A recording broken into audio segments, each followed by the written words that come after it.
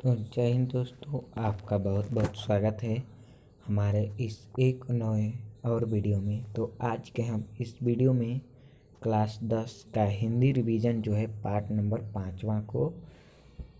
पाँचवा में आए हैं। इससे पहले हमने पार्ट 1 से लेकर 4 तक बनाए हैं और इसके बाद भी पार्ट बनेंगे।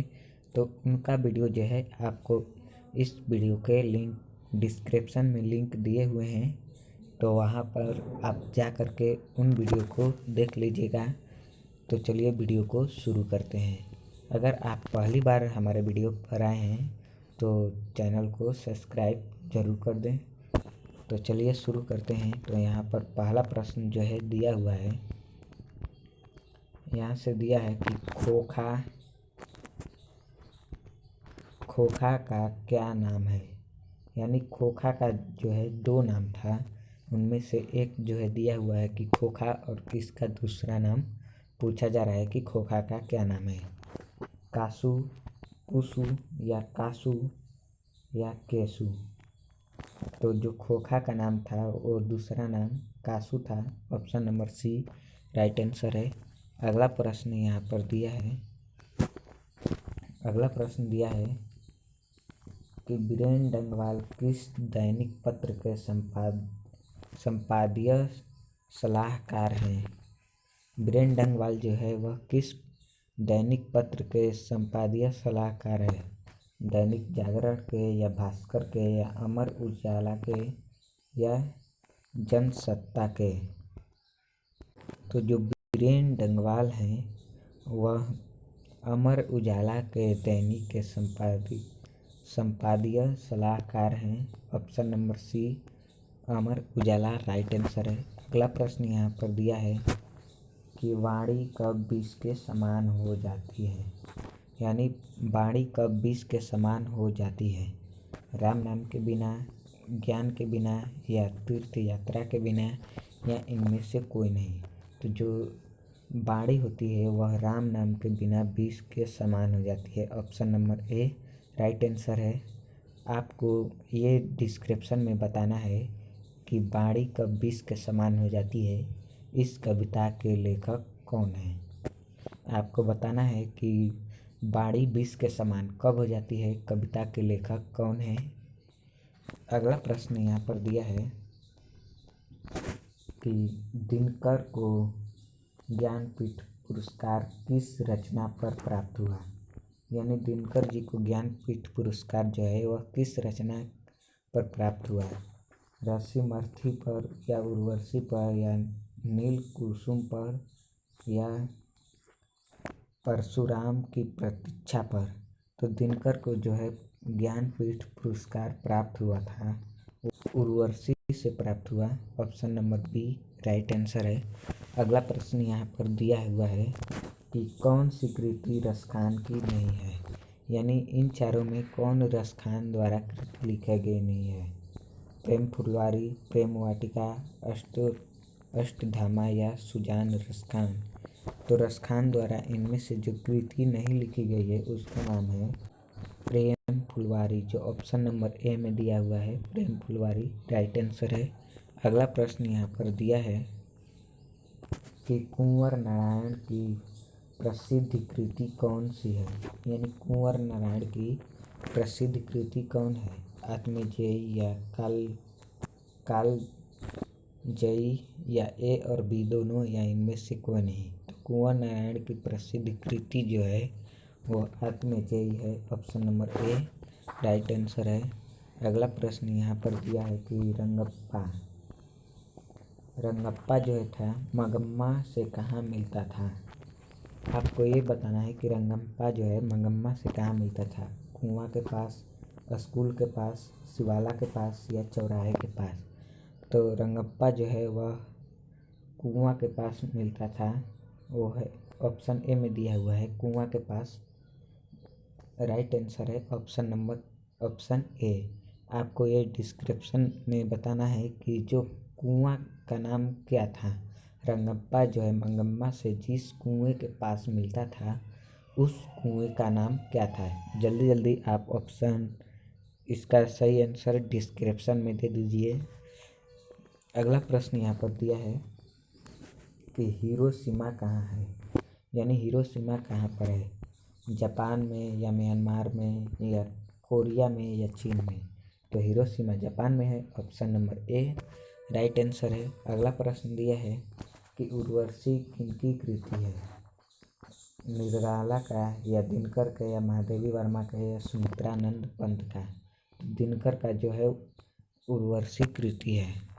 अगला प्रश्न यहाँ पर दिया गया है कि जीवनंदा दास किस भाषा के कवि हैं। जीवनंदा दास जो है वह किस भाषा के कवि है, हिंदी के या उड़ीसा के या बांग्ला के या मराठी के।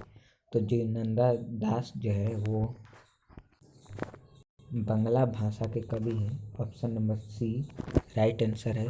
अगला प्रश्न यहाँ पर देखें तो अगला प्रश्न दिया है कि गुरु नानक का जन्म कहाँ हुआ था, यानी गुरु नानक जी का जन्म कहाँ हुआ, लुधियाना में या राजस्थान में या नानकाना साहब में या गुजरात में।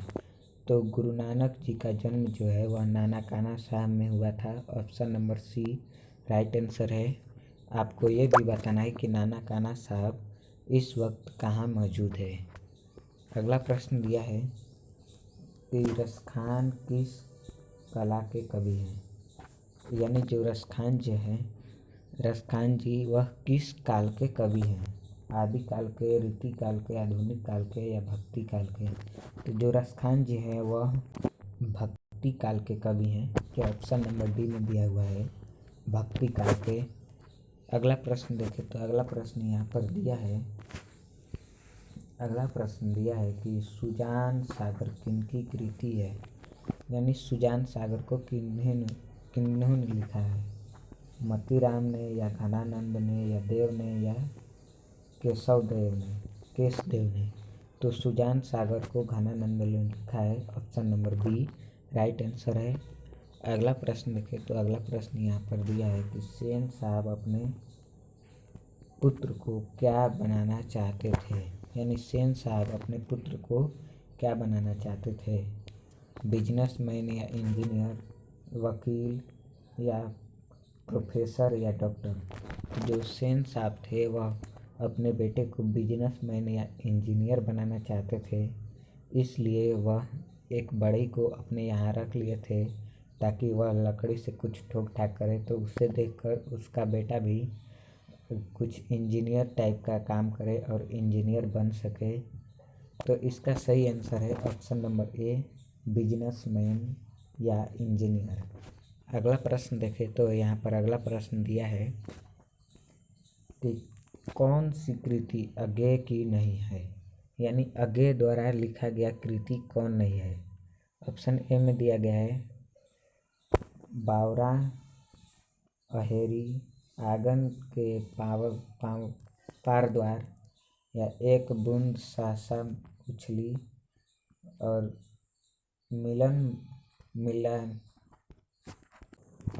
मिलन यामिनी।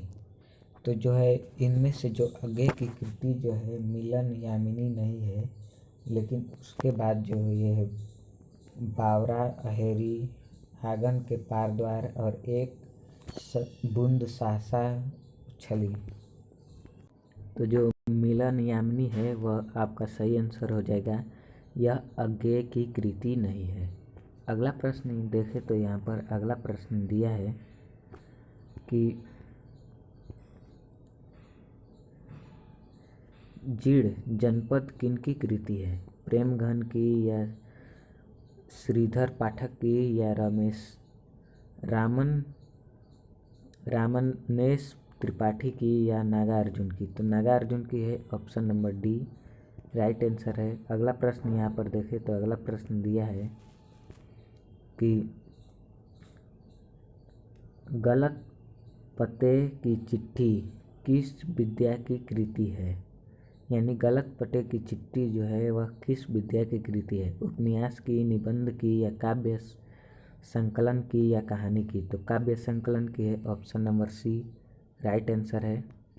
अगला प्रश्न यहाँ पर दिया है कि भारत माता शीर्षक प्रगीत पंत के किस काव्य संकलन से लिया गया है। जो भारत माता शीर्षक जो है वह प्रगीत पंत के किस काव्य से लिया गया है? गुंजन से या ग्राम्या से या युगवाणी से या युगांतर से? तो भारत माता जो है वह ग्राम्या से लिया गया है। Option number B right answer है। अगला प्रश्न यहाँ पर दिया है कि पंडित बिरजू महाराज का जन्म कहाँ हुआ था? यानी पंडित बिरजू महाराज का जन्म किस जगह पर हुआ? इलाहाबाद में, लखनऊ में, कानपुर में या पटना में? तो पंडित बिरजू महाराज का जन्म जो है वह लखनऊ में हुआ था। Option number B right answer है। अगला प्रश्न यहाँ पर देखें तो अगला प्रश्न दिया है कि अज्ञेय का जन्म किस प्रदेश में हुआ था? यानी किस राज्य में अज्ञेय का जन्म हुआ था? उत्तर प्रदेश, मध्य प्रदेश में या उत्तर प्रदेश में या छत्तीसगढ़ में या पंजाब में? तो अज्ञेय जी का जन्म जो है वह उत्तर प्रदेश में हुआ था, जो ऑप्शन नंबर बी में दिया हुआ है उत्तर प्रदेश राइट आंसर है। अगला प्रश्न दिया है कि स्वदेशी शीर्षक पाठ्य पुस्तक में संकलित कविता किस छंद में है? यानी स्वदेशी जो है वह किस छंद का संकलित कविता लिया गया है? चौपाई का या दोहा का या सोरठा का या छप्पय का? तो जो स्वदेशी पाठ है वह दोहा से संकलित छंद लिया गया है। Option number B right answer है।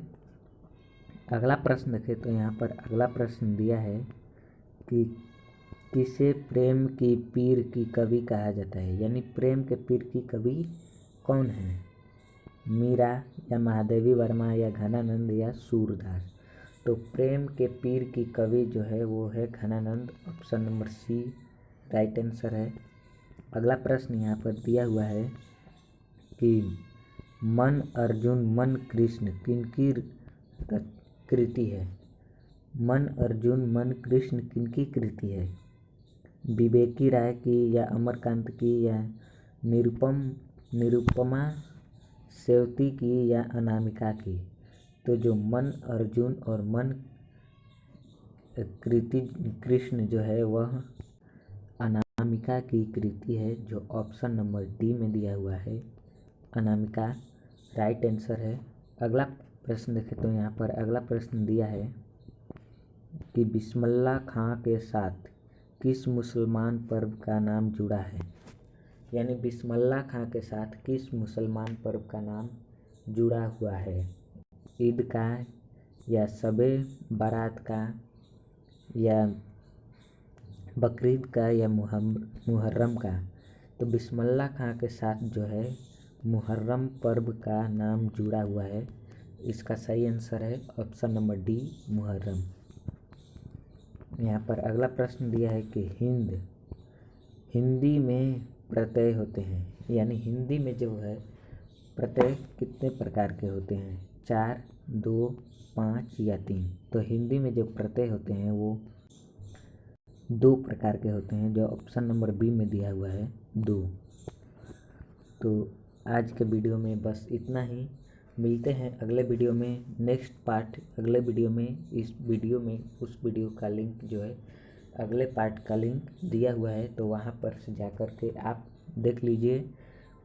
तब तक के लिए नेक्स्ट वीडियो में मिलते हैं। जय हिंद, जय भारत। और एक और बात कि आप हमारे चैनल को सब्सक्राइब अभी तक नहीं किए हैं तो ज़रूर जल्द से जल्द सब्सक्राइब कर लें और अगले वीडियो में जाकर वीडियो देखें। आप इस रिवीजन क्लास को अपने दोस्तों तक भी भेजें ताकि वो भी देखें और अपना रिवीजन कंप्लीट करें। तब तक के लिए मिलते हैं अगली वीडियो में। जय हिंद, जय भारत।